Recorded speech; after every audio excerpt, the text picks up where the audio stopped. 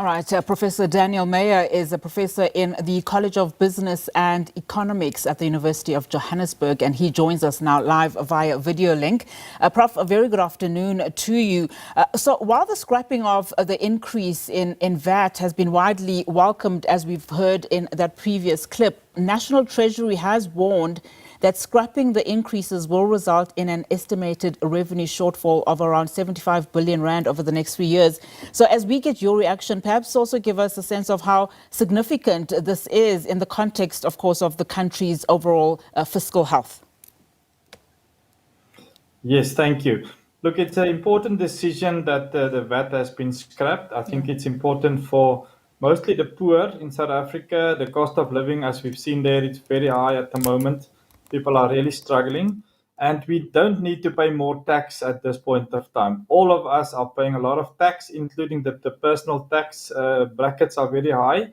And with this budget, the PIT, the personal income tax, will increase because they didn't increase the brackets with the 5% inflation level. So individuals will pay more tax, about 20 billion rand more tax that is hidden within this budget because of this bracket creeping situation.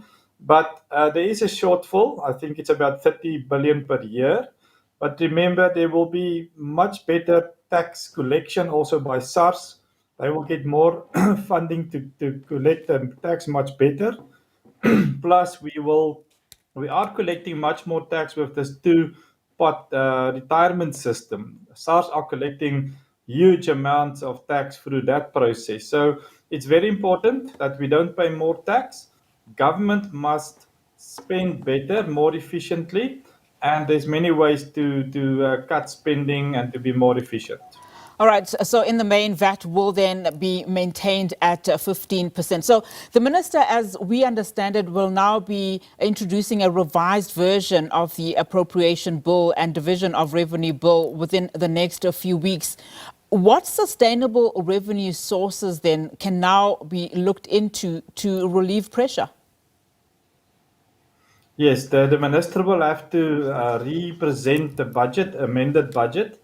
He will have to look for cuts where he can cut in the budget. And I don't think he will look for more income. He cannot get more loans. We're basically at the highest level we can go with the government debt to GDP ratio. So we cannot get more debt. We'll have to cut in specific places. We've got one of the biggest government salary bills in the world.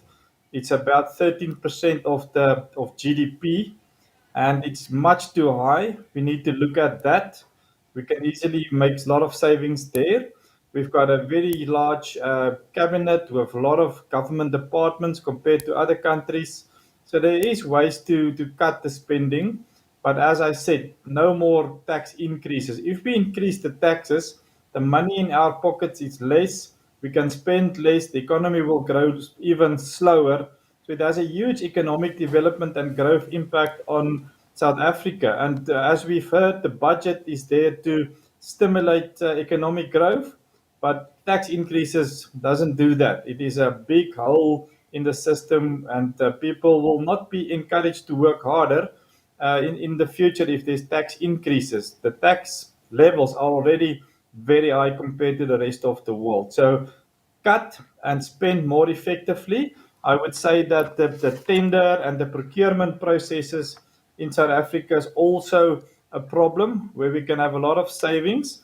When a government must pay 90,000 rand for a laptop, as we've heard over the news in the last few days, it's just one example of how much government are paying more for basic equipment and products. And that is because of our procurement and tender processes in government. That needs to be addressed, and we need to pay normal prices as the government for equipment and other products. And as we conclude, Prof, I want to look at the process. I mean, to what extent does this reversal erode investor confidence, if at all, or institutional credibility? Or is this something that investors have welcomed, notwithstanding, of course, the possible concerns about just how we got here to begin with, including, of course, the procedure that was followed in adopting the fiscal framework? Yes, investors don't like instability or uncertainty. And I think this budget that's been dragging on and on has not been good for investment. But one good thing is that it looks like the partners in the GNU have come to a compromise in terms of this budget. And I think the ANC learned a lesson here that they are not the government anymore. They cannot just present a budget into the future or other types of legislation on their own without consulting with their partners. So we need to have better consultation within the GNU. But it seems like the GNU will now continue, and that is stability, and that will have create investor confidence again. And it looks positive from here on. But I hope the lessons were learned. I think the parties that supported the VAT increase from a 2% then down to a 0.5, those parties will be punished next year in the local government elections. Those parties will suffer, and I think the ANC will go even below, far below the 40% than they had last year in the national elections. And I mean, as we having this conversation, I've just received a notification about load shedding that is going to be implemented at 4 p.m. In fact, it is 12 minutes after 4. So it starts today, now at 4, and it will be in effect until 5 a.m. Tomorrow morning. So even that doesn't help the situation for many consumers in the country.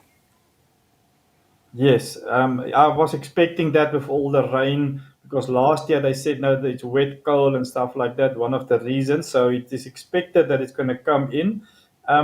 The national budget, about 59% goes to repayments of debt, salaries for government officials, as well as social grants, and that is not sustainable. About 60% goes that way, and it's not developmental in terms of the budget. So we need to restructure the whole budget process, and for next year, we cannot continue on this path because we're at the fiscal cliff now already. Now it's time to get in with some savings and cut the budget. Don't think about tax increases any longer for South Africa.